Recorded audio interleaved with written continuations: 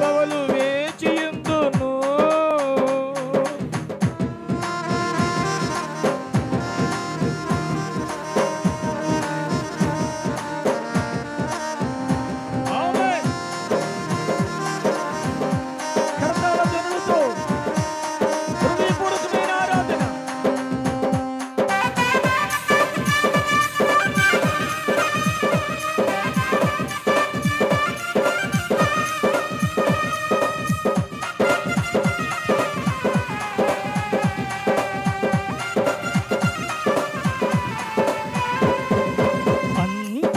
నివసించు యెహోవా ఎలోహిం ఆరాధనా నీకే.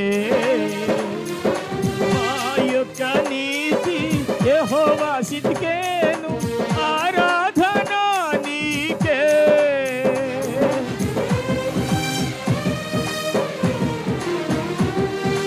అంతట నివసించు యెహోవా ఎలోహిం ఆరాధనా నీకే.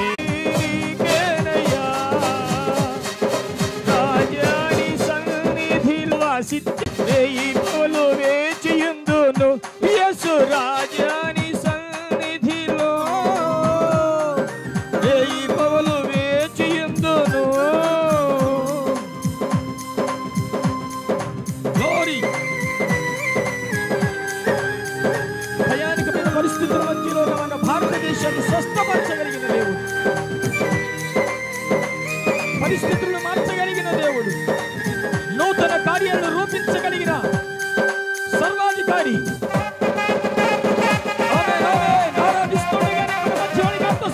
దిగి వచ్చి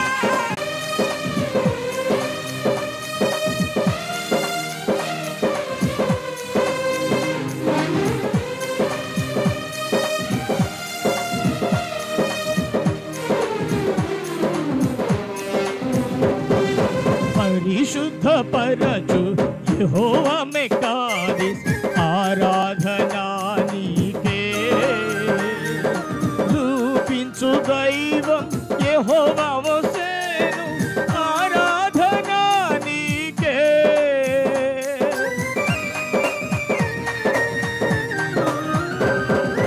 పరిశుద్ధ పరచు యెహోవా మెకాదిస్ ఆరాధనా నీకే.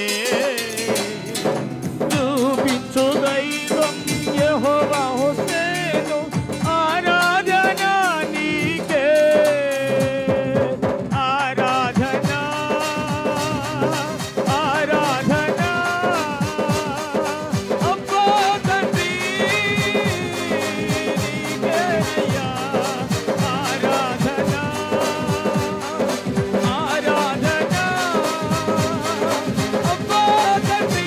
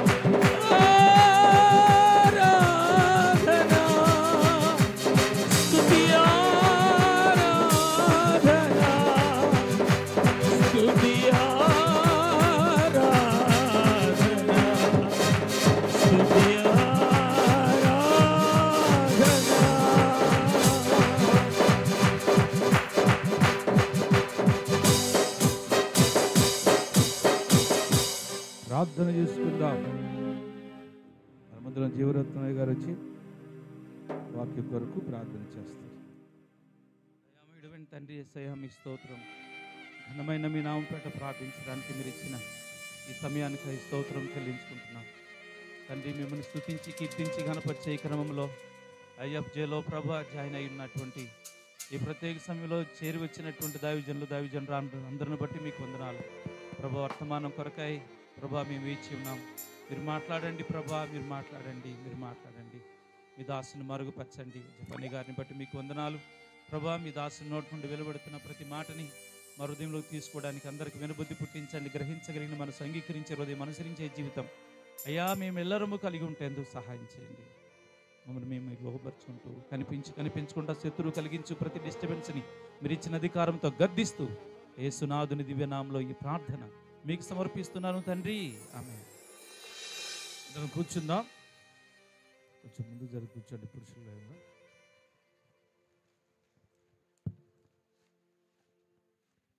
దేవునికి మహిమ కలుగునుగాక.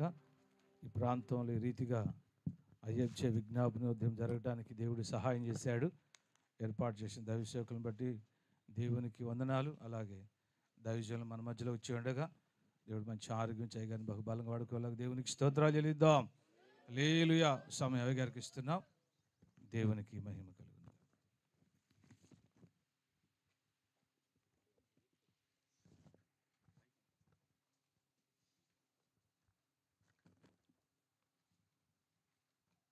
దేవునికి మహిమ కలుగునుగాక. ప్రభువైన యేసుక్రీస్తు నామములో మీ అందరికీ నా వందనాలు. సుమారు 2 సంవత్సరాలుగా ఈ ఫిరంగిపురంలో ఐఎఫ్జే నిర్వహించాలని ఈ ప్రాంతపు సేవకులు అనేక మంది భారము కలిగిన వారు, ప్రార్థన చేసేవారు కలిసి వస్తారని, ఏకీభవించి ప్రార్థనలు చేయాలని ఎంతో ఆశతో భారముతో, అది గుంటూరైనా విజయవాడైనా ఐఎఫ్జే ఎక్కడ జరిగినా పాలు పొందుతూ ఒక్కరోజైనా ఈ ఊర్లో దైవ సేవకులకు అన్నిటి ప్రార్థనలు జరగాలని ఆశించి ఆహ్వానించిన దైవజనులు షాలేము గారికి వందనాలు తెలియజేస్తూ ఉన్నాను. వారు అలసిపోకుండా, విసిగిపోకుండా, నిర్విరామంగా ప్రయత్నపడి, ప్రయాసపడి అనేక మంది దైవజనులు ఈ ఊర్లో ప్రార్థనలు చేయడానికి కారకులైనారు. దాన్ని బట్టి దేవుణ్ణి స్తుతిస్తూ ఉన్నాం. తెర ముందు వారు ఉన్నా, తెర వెనుక రాజారావు గారు ఉన్నారనే సత్యం అందరికీ తెలిసింది. వారు కూడా ఈయన ఇటు నుంచి ఆయన అటు నుంచి నరుక్కొచ్చారన్నమాట. ఇద్దరు పెద్ద మనుషులే, మాకు కావలసిన వారే. వారంటే మాకెంతో ప్రేమ, గౌరవం. దానికి మించినటువంటి క్రీస్తు రక్త సంబంధం, ఓ మహిమ కలిగిన ఆత్మానుబంధం. వీటి వలన మనం ఈరోజు అందరం ఇలా సమకూడగలిగాం. ఆ పోస్టర్స్లో, ఆహ్వాన పత్రికల్లో వారి పేర్లు చూస్తే నాకు భలే మంచిగా అనిపించింది. అయ్యగారి పేరేమో షాలేము, అమ్మగారి పేరేమో ఆనందం. షాలేం అంటే సమాధానం, నీతి అని కదా. సమాధానాలు, సంతోషాలన్నీ ఆ ఇంట్లోనే ఉన్నాయి.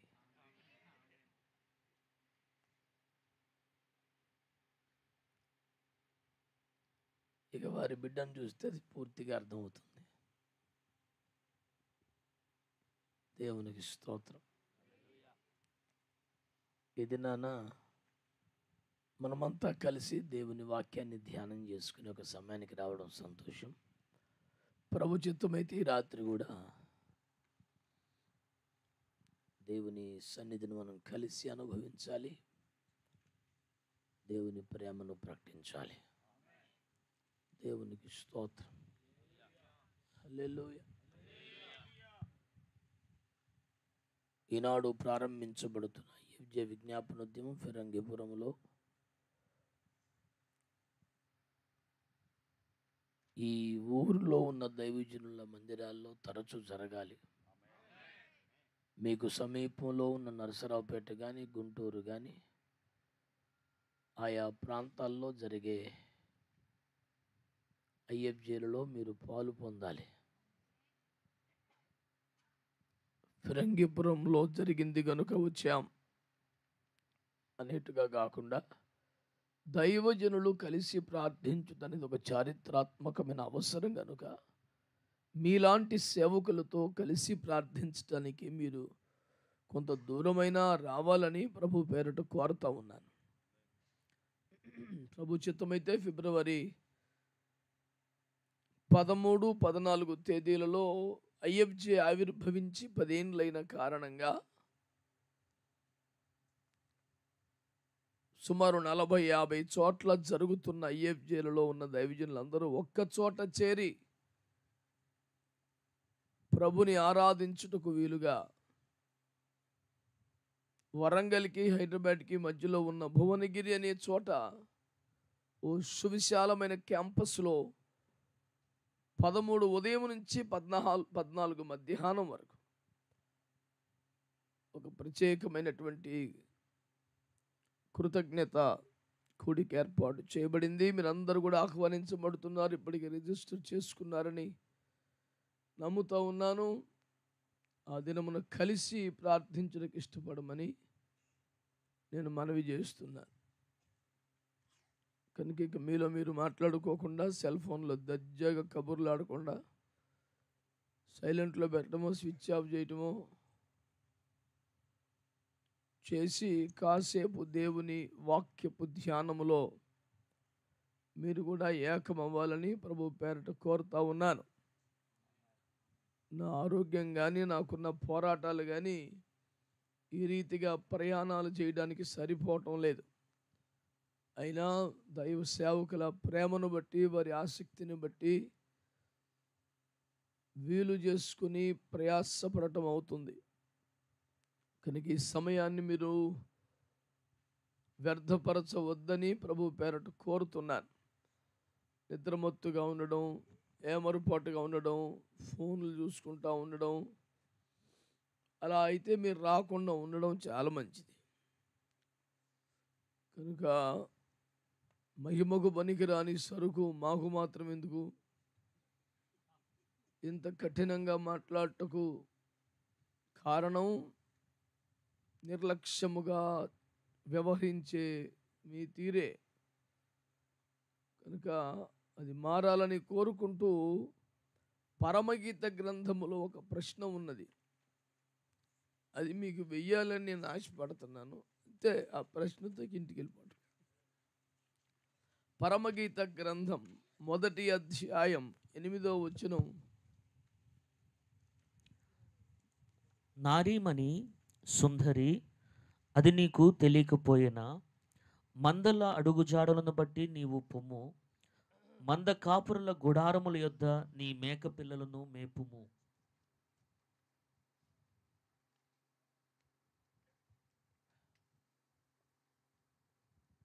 పరమగీత గ్రంథం దొరకలేదా?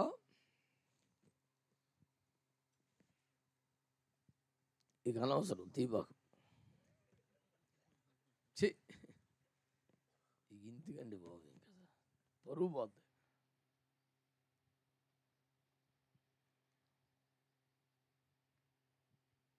పరమగీత గ్రంథం 1వ అధ్యాయం 8వ వచనములో దేవుడు ఒక ఖరీదైన ప్రశ్న వేశారు. నారీమణి సుందరి, అది నీకు తెలియకపోయినా అని అడిగారు. మన భాషలో చెప్పాలంటే అది కూడా తెలియదా అని, ఈ మాత్రం కూడా తెలియదా అని.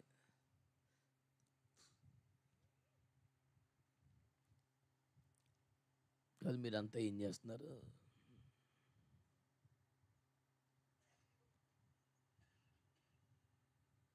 అయ్యలారా, మీరు నా వైపు చూస్తే 4 మాటలు మీకు మనవి చేసుకోగలను. ఇప్పుడు ఆ పేజీ నెంబర్ చెప్పి లేకపోతే వదిలిపోద్ది. ఇంకా ఎదుగుతున్నారు బాబు, అసలు దరిద్రం అని. అది దొరికింది. అసలు మామూలుగా లేదు.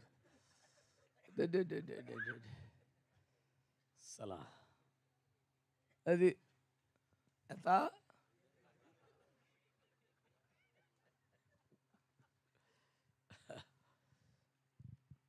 ఇంకా దొరకలా.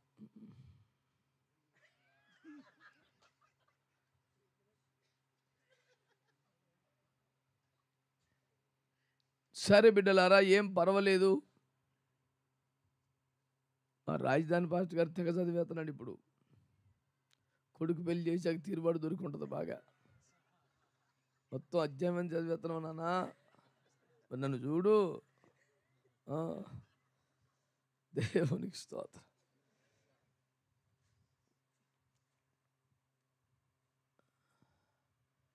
ఎలక్షన్ల దగ్గరికి వస్తున్నప్పుడు అందరూ ఏం ప్రార్థనలు చేస్తారు? ఏం గొడవలు జరగకూడదు ప్రభా, అనవసరమైన హత్యలు జరగకూడదు, లేనిపోయిన అవినీతి జరగకూడదు, డబ్బు పారకూడదు, లేనిపోని కొట్లాటలు జరగకూడదు, అంత ప్రశాంతంగా జరగాలి, నిష్పాక్షికంగా జరగాలి, నీ చిత్తంలో ఉన్న ఎంపిక అవ్వాలి, ఎన్ని చేస్తారుగా. దీనికి అదనంగా నేను చేసేది ఒకటి, మా పాస్టర్లు అందులో పడకుండా చూడు ప్రభా అని.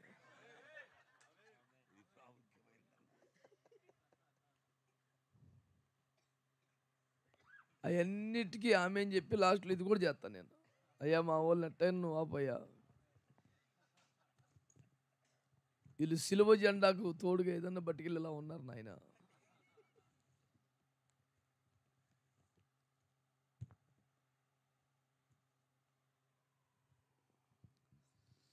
అందరూ బాగుండాలి, అందులో నేను ఉండాలని ఆటో మీద రాసినట్టు, అందరూ మారాలి, అందులో నేను ఉండాలని కోరుకుంటున్నాను. దేవునికి స్తోత్రం. అర్థమైన వాళ్ళకి అర్థమైనంత మీ అందరికి వందనాలు. ప్రియులారా, నారీమణి అది నీకు తెలియకపోయినా మీరు నా వైపు చూస్తే తప్ప నేను చెప్పలేనన్న సంగతి మీకు ఇంకా అర్థం కాకపోతేనే పావుగంట పోయింది అప్పుడే. ప్రియులారా, నారీ అంటే స్త్రీ, నరులో నుండి తీయబడింది కనుక నారీ అని ఆదాము గారు అన్నారు. ఎవరికైనా పేరు పెట్టింది ఆయనేగా.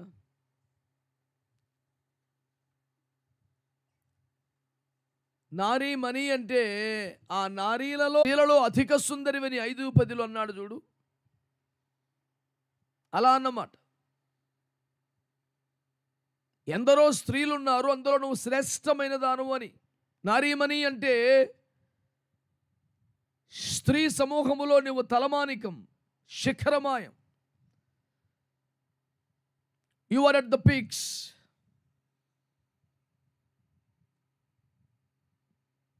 అంటే స్త్రీలలో నీ స్థానము సర్వోత్తమం, ఎదిగిన బలపడిన ఉన్నత స్థానమునకు చెందిన వ్యక్తివి నీవు. అలాంటి నీకు ఇది తెలియకపోవడం ఏమిటి? మీరు ఆలకించారన్నమాట. నీకు కూడా తెలియకపోవడమా అనే మాటలోని ఆంతర్యం ఏమనగా,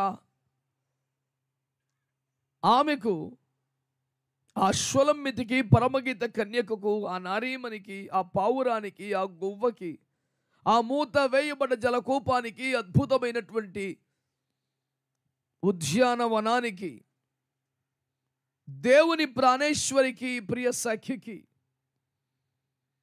ఇది తెలియకపోవట బహు విచారకరమని ప్రభువే వాపోవచ్చున్నాడు. ఎందుకు అంటే ఆమె శరీర సంబంధమైన వ్యక్తి కాదు, శరీరమును ప్రేమించిన వ్యక్తి కాదు, లౌకికంగా ప్రాపంచిక జీవన శైలికి అలవాటు పడ్డ మనిషి కాదు. ఆమె తన యవ్వన ప్రాయములోనే తన యవ్వన జీవితాన్ని ద్రాక్ష తోటకి కావలిగా ఖర్చు పెట్టిన మనిషి. బహు సౌందర్యవంతురాలైనను ద్రాక్ష తోటకు కాపుగా ఆసి ఎండకు కాలి మాడిపోయిన సాక్ష్యాన్ని తాను చెప్పింది. ఇలారా నా ముఖం చూడండి. ఇప్పుడు చదువుకుంటారండి బైబిల్? మీ సంఘాలు ఇదే నేర్పారు మీకు క్రమం? వాక్యం ప్రకటిస్తున్నప్పుడు బైబిల్ చదువుకోమనా? మరి అప్పుడే ప్రార్థన చేసేటప్పుడు చూస్తారా కళ్ళు తెరిచి? మరి దేనికైనా పద్ధతి పాడు ఏడవాలి కదా. సండే స్కూల్ పిల్లలు చెప్పినప్పుడు 10 సార్లు చెప్పుకునేది ఏమిటి? సేవకులకి ఏకీభవించే సౌజన్యం లేకపోతే క్రైస్తవ్యం వేస్ట్. అసలు ఎవరి పాటికి వాళ్ళు ఉంటే ఇంకా క్రైస్తవ్యం ఎందుకు? ఓ బైబిల్ మీద అపార ప్రేమ నుండి ఇప్పుడు తెగ చదివేయడం అక్రమ క్రైస్తవ్యం. అది చిన్నప్పటి నుంచి సరి చేసేవాడు లేక అటు తయారైన బాపతి. మారు మనసు పొందిన వాళ్ళు మాత్రం స్తోత్రం చెబుదాం. హల్లెలూయా. యేసు ప్రభువు వారు మత్తయి సువార్తలో ఒక శతాధిపతిని గురించి ఆశ్చర్యపోయిన సంఘటన గుర్తుందా? నేను ఒకరిని పొమ్మంటే పోతాడు, రమ్మంటే వస్తాడు, నేను సహాధికారముకు లోబడిన వాడిని అన్నాడు. నేను 100 మంది మీద ఆఫీసర్ని, శతాధిపతిని, ఒకరిని పొమ్మంటే పోతాడు, రమ్మంటే వస్తాడు. అయినా నేను కూడా అధికారానికి మన చేతి కింద 100 మంది ఉన్నా మనం కూడా లోబడాలని వాక్యం చెప్తున్నా. ఆశ్చర్యపోయి మురిసిపోయి ఆనందపడిపోయి శబాష్ అన్నాడు యేసు ప్రభు. నీకు తెలుస్తలేదు, ఓ తెగ ఎత్తికెత్తనావు బైబిల్. చివరికి అర్థమే సత్తలేదు.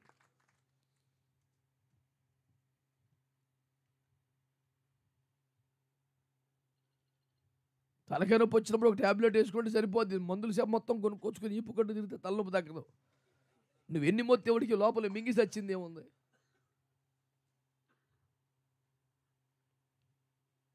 అది నీకు తెలియకపోయినా, ఎందుకన్నాడు?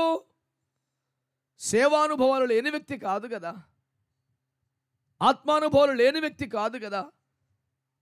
ఆవిడ ఏమంటోంది యేసు ప్రభు వారిని? నా ప్రాణప్రియుడా అనలా. అంటే ఏంటి అర్థం? నువ్వు నా ప్రాణమున కంటే నాకు ప్రియమైన వాడివని. 2 అర్థాలు గత 15 ఏళ్ళుగా చెబుతున్నాను నేను. ఒకటి, నువ్వు నా ప్రాణమునకు ప్రియమైన వాడు అని అర్థం, ప్రాణప్రియుడా అంటే.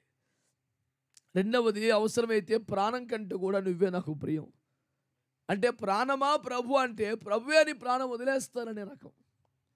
అలాంటి వాళ్ళు బైబిల్లో ఎంతమంది లేరు? మనం ఎంతమందిని భక్తుల్ని చూడలే, ఆ చివరి నుంచి చివరి వరకు. దేవునికి స్తోత్రం. హల్లెలూయా. వారు మరణం వరకు తమ ప్రాణమును ప్రేమించిన వారు కాదన్న మాట ఎంత గొప్ప మాట. నేను దాన్ని ధ్యానించడానికి ఉపక్రమించినప్పుడు వ్యాఖ్యానించే అర్హత నాకు లేదనిపించింది. అబ్బాబ్బాబ్బా, ఎంత పెద్ద మాట. మరణం వరకు ప్రాణమును ప్రేమించబోదు ఎప్పుడు ప్రేమిస్తారు?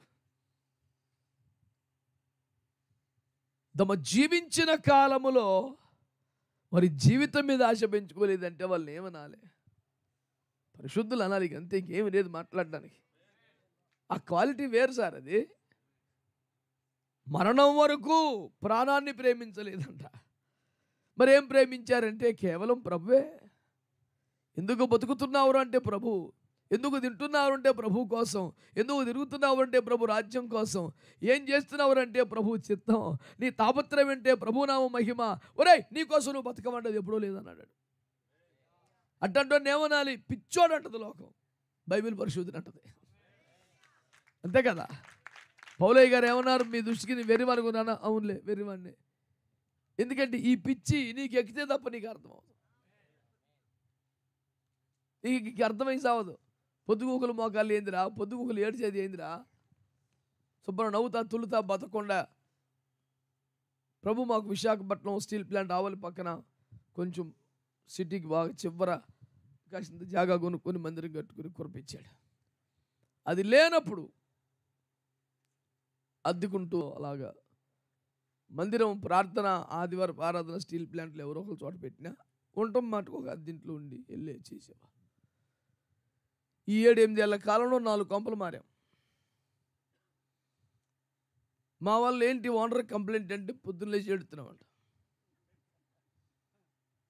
కొంపకు దరిద్రం, పొద్దున్న లేచి ఏడవ బాకుండా ముందు అందులో పైగా ఆడపిల్లలు ఏడిపిన పడుతుంది మీ ఇంట్లో. ఇంటికి దరిద్రం అసలు నువ్వే మా కూడా ఆడపిల్లలు ఏడిపిస్తున్నావు అన్నారు నన్ను. ఆడపిల్లలు ఏడిపి ఇంటికి దరిద్రం అంటే అట్టు ఉండకూడదు, అర్జెంట్ కాల్ చేసేయమంటే, అయ్యా మేము ఇక్కడ సంఘం పెట్టలేదుగా, మీకు డమ్ములు కొట్టి సౌండ్ పెట్టి గోల్ చేయలేదుగా, ఏడో స్టీల్ ప్యాన్లు వేసుకున్నావు, వచ్చి రాత్రికి పడుకొని పొద్దున్న లేచి పోతున్నాం అయ్యా అంటే, వెళ్ళే ముందు ఏడిచి వెళ్తున్నావుగా. 5-6 కొంపలు మారామండి. అయ్యా మీ అందరి కోసం వచ్చి ఏడో మా కోసం ఏడిచేది ఏంది అన్నారు. అందులో 2-3 మారారు దేవుని కృపలో. వాళ్ళకి ఇప్పుడు ఏడు పట్టుకుంది. మీరెందుకు ఎడుతున్నారా? అదే పరిస్థితి వచ్చింది. ఇంకా మారిన ఆ పక్కనోడు ఉన్నాడు చూడు, ఆడంటాడు, ఆడంటించిపోయాడు.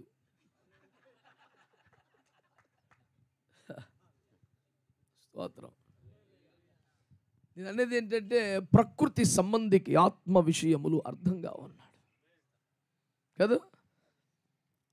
అవి ఆత్మచేతని వివేచింపదగును కానీ ప్రకృతి సంబంధికి అవి ఎంత మాత్రం కూడా అర్థం కావు, వెర్రితనంగా ఉంటాయి. ఏం పిచ్చా, చేదస్తామా, మెట్లా, ఇలాంటి పదాలు ఎన్నైనా వాడతాడు.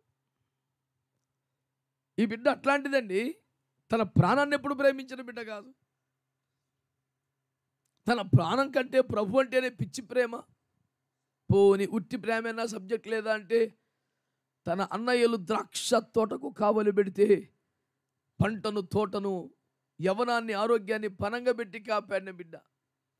దేవునికి స్తోత్రం కలుగునగా. హల్లెలూయా.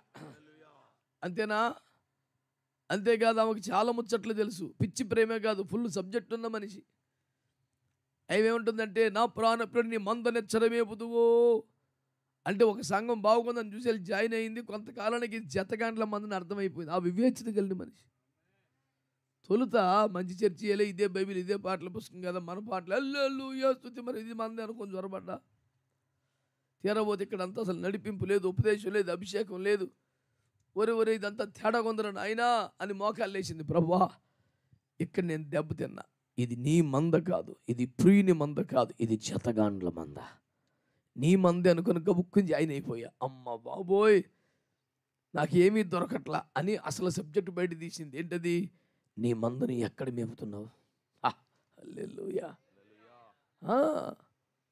ఆమె తెలుసు సబ్జెక్ట్ చాలా ఉందని. ఇక్కడ ఈ మేపు, ఈ మేత నీది కాదని నాకు అర్థమైంది. నీ దండం పెడతాను, అయ్యో నాకు సంఘం పిచ్చి, డినామినేషన్ పిచ్చి ఏమి లేదు. ఇక ఏదో మంచి వచ్చాడు అలవాటు పడ్డానికి ఇక్కడ చద్దాం అని నాకేమి లేదు. యేసు రక్తం చేయం. నువ్వు ఎక్కడ మేపుతున్నావు చెప్పాడు, పరిగెత్తుకొత్త. ఇదంతా నాకు సెట్ అవ్వదు అని గోల పెట్టింది. అక్కడ తాగిందా? ఆగల. మధ్యాహ్నం ముందు ఎచ్చటి నెడుకు దాన్ని తోలుదువో, లోకమంతటి మీదకి ఒక భయంకరమైన ఎండ, శ్రమ, కష్ట కాలము రాబోతుంది. ఆ ఎండకు జాల లేక ఏదో ఒక నీడను జనులు ఆశ్రయించే కాలము రాబోతుంది. ఆ నీడలో నీ సంఘాన్ని ఎక్కడికో ఒక నీడకి తీసుకెళ్తావు. అంటే లోకమంతటి మీదకి రాబోతున్న మహాభయంకర ఉగ్రత కాలమున దేవుడు తన సంఘమును మధ్యాకాశములో దాచి పెడతాడన్న సంగతి ఆమెకు తెలుసు. సబ్జెక్ట్ ఉన్న మనిషి, వచ్చిన స్వావది. ఇప్పుడు ఏడుపంది అది. ముద్దు ముఖముడు ఫెయిల్ అయితే ఉడికి బాధ ఉంటుంది. మంచి బ్రిలియంట్ స్టూడెంట్ ఫెయిల్ అయితే టీచర్ కూడా ఏడుపు వచ్చింది. పేరెంట్స్కే కాదు. ఆడు పాస్ అవుతాడండి, ఆడు ఫెయిల్ అవ్వడం ఏంటి? ఫ్రీగా పెట్టే మిడ్ డే మీల్స్ కోసమే స్కూల్కి వచ్చేవాడు, అంత తిన్న తర్వాత కూడా బొత్తిగా చదవనోడు, ఆ తిండి అంత అల్లరికే వాలేవాడు. ఆడి మీదకి మాస్టర్కి ఏం ఆశ ఉంటుంది? గవర్నమెంట్ కొట్టుద్దని ఇన్ని కొట్టకుండా ఊరుకుంటాడు అంతే. ఈ నిజాలు కాదా? మీరు నవ్వుతారు కానీ నిజాలండి. అసలు ఈ బొగలు కొడదాం అనిపించుద్ది మాస్టర్కి, కానీ నన్ను బొగలు కొడతారు, నీకు హక్కు లేదు అని టీచర్లకు తెలిసే బాధలు కదా. పళ్ళు పట్టు కొరికి సరే తగలబడు అంటాడు, ఏం అనలేక. విన్నావా? ఆ బిడ్డ సబ్జెక్ట్ ఉన్న మనిషి. లోకమంతరి మీదకి ఒక భయంకర ఎండ రాబోతుంది. ఎవడు ఆ ఎండకు తాళలేడు, ఏదో ఒక నీడకు పరిగెడతారు. ఆ సమయంలో నీ మందను నువ్వు జాగ్రత్తగా మధ్యాకాశమును నీడకు తీసుకెళ్ళిపోతావు. ప్రభు వస్తాడని, సంఘాన్ని దాచిపెడతాడని, ఉగ్రత తీరి పోవరకును అంతఃపురములో ఉండుము అనే వాగ్దానం నెరవేరుస్తాడని ఇన్ని తెలుసు. కాకపోతే ఆ నడిపింపు, ఆ రూటు కనబడతల్లా. ఎచ్చట నీడకు తోలుదువో నాకు చెప్పవా? మరి నీకు ఏందిరా నీ తిప్పలేందంటే, ముసుగు వేసుకునే దాననై నీ జతగాండ్ల మందులో నేను ఎందుకు ఉండమన్నాడు? నిన్ను ఎవడు ఉండమన్నాడు? అదే నా బాధ. రా ఇప్పటికైనా పనికి మళ్ళీ డినామినేషన్ పిచ్చి వదిలే, రక్తం ఏం చేయం. నిన్ను ఎవడు ఉండమన్నాడు? వీలైతే రాత్రికి మాట్లాడదాం ఆ గొడవంతా. కానీ ప్రస్తుతానికి నారీమణి సుందరి అది నీకు నీకు అది తెలీదా? చాలా మాట్లాడుతున్నావు కదా పిచ్చిదానా. నా ప్రాణప్రియుడు అంటున్నావు, మందని ఆడమేపుతున్నావు అంటావు, మధ్యాహ్న కాలం నీడకు తోలికెళ్తావు, ఇన్ని తెలుసునే కానీ ఆయన చేతి మేత ఎట్టుంటుందో దొరకలేదు బిడ్డ. మొదటి ముద్దే నీకు తెలిసిపోవాలిగా. మా ఫెయితములో బిడ్డలందరూ కూడా చక్కగా వంటలు చేసే పాకానికి వచ్చారు. చిన్న చిన్నోళ్ళు కూడా అసలు ఎవరు వండారో అని మనం గుర్తుపట్టలేని పాకానికి వచ్చేసారు. బాగానే వండుతున్నారు. కానీ మా పాస్టమ్మ ఎప్పుడైనా పేరే పని వచ్చి ఉద్యోగం వచ్చి ఓపిక లేకపోయినా ముక్కుతమ్ములకి తెలియదు వండింది అనుకో, ఒక్క ముద్ద పెట్టేలోపు తెలిసిపోతే ఇది అమ్మ వండింది ఇయ్యాలని. తిన్నోడికి ఆ రుచి ఉండాలిగా మరి. మాట్లాడవే. ఒక్క ముద్ద పెట్టేపాటికి ఇవాళ అమ్మ వండిందా ముఖాల్లో తెలిసిపోతూనే ఉంటుంది ఫీలింగు. ఎరా అంటే అయ్యా ఇవాళ అమ్మ వండింది కదా. తొలి ముద్దకే ముఖం ఇప్పారిపోయింది కోడికి. మరి నువ్వు ప్రాణప్రియురాలివైతే, ఆయన చేతి మేత వలన బలము పొందిన వ్యక్తివైతే, ద్రాక్ష తోటకే కావలి కాసి సంరక్షించిన దానివైతే, నీ యవ్వన సౌందర్యాన్ని పనంగా పెట్టి మాడి సంగమును నిగనిగలాడునట్లుగా తోటను కలకల్లనట్లుగా చేసిన దానివైతే, ఆయన చేతి మేత నీకు ఎందుకు అర్థం కాలేదు బిడ్డ? పురిని మంది ఏదో చెతగండ్ల మంది ఏదో ఎందుకు గుర్తు రాలేదు నీకు? అరే ఎవరికైనా తెలియపోతే పెద్ద ఆశ్చర్యం లేదు, నీకు తెలియపోవటం ఏంటి? ఇప్పుడు తగువుల్లో పంచాయతీల్లో అప్పుడప్పుడు మేము మాట్లాడితే ఊరికా నువ్వు కూడా ఏంట్రా అంటాం. అంటే అంటే నీకు తెలిసి ఉండాలి కదా. ఆడంటే నువ్వు కూడానా? అనేగా ఎదిగిన వ్యక్తివనేగా, బలపడిన వ్యక్తివనే కదా, విషయం తెలీదా? ఈ వచనాన్ని ఆధారం చేసుకొని ఎదిగిన వారే తెలియనట్లుగా ప్రవర్తించిన, తెలుసుకోకుండా మిగిలిపోయిన 1-2 సన్నివేశాలు మీ దృష్టికి తెస్తాను. దేవునికి స్తోత్రం, మీకు వందనాలు. మీరంతా కూడా ఎవడో చచ్చిపోతే మౌనం పాటించినట్టే మౌనం పాటిస్తున్నారు. అది మంచిది కాదు సార్. మన ప్రభువు మృతుడు కాదు, చావునే చంపి సజీవుడిగా మన మధ్యలో ఉన్న పునరుత్థానం. హల్లెలూయా, హల్లెలూయా, దేవునికి స్తోత్రం.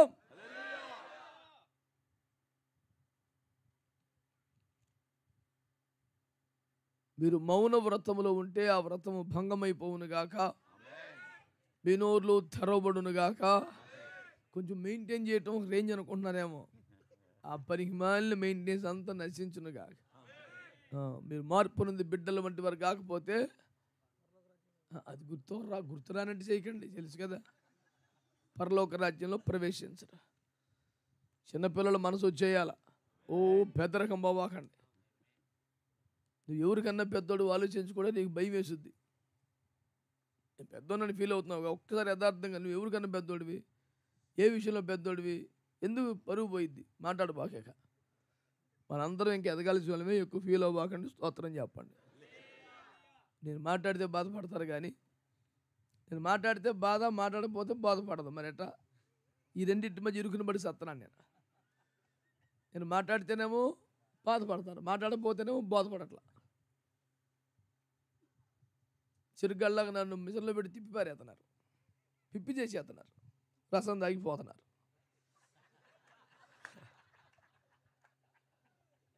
హల్లెలూయా, స్తోత్రం, హల్లెలూయా. అది నీకు కాసిన్ని మాటలు చెప్తాను పరిశుద్ధ గ్రంథమైన బైబిల్లో నుండి.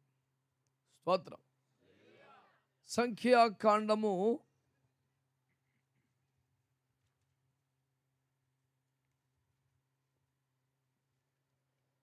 12వ అధ్యాయం 6వ వచనం.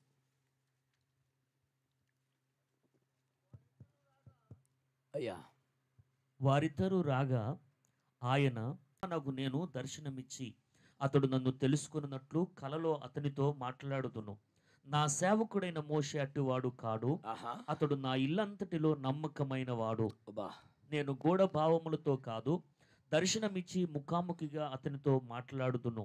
అతడు యెహోవా స్వరూపమును నిధానించి చూచును. కాబట్టి నా సేవకుడైన మోషేకు విరోధముగా మాట్లాడుటకు మీరేలా భయపడలేదు? అది అసలు మీరేలా భయపడలేదనెను. ఆహా. అది నీకు తెలియకపోయినా అన్నాడు. అది నీకు తెలియకపోయినా ఏది తెలియాలా? అది అది అది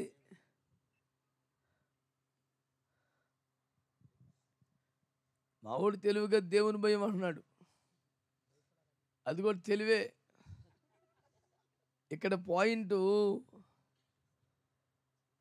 దైవ సేవకుడికి భయపడాలని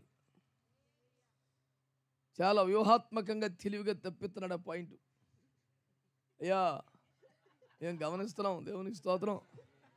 హల్లెలూయా. ఈ మధ్య మావాడు మా ఏరియాకి రావట్లేదు కదా అని మావాడు అనుకుంటున్నాడు. స్తోత్రం చెప్పండి. హల్లెలూయా. ఎలీషా ఏమన్నాడు? నేను ముసలోని గదిలో కూలబడ్డా, నా మనసు నీతో రాలేదా? అది గ్యారెంటీ. హల్లెలూయా. స్తోత్రం చెప్పండి. నేను ఇబ్బంది పెట్టాలి కాదు, నిన్ను అడ్డం పెట్టుకొని మ్యాటర్ చెప్తున్నా, జనాలకి ఏమనుకో బాగు. స్తోత్రం చెప్పండి. హల్లెలూయా.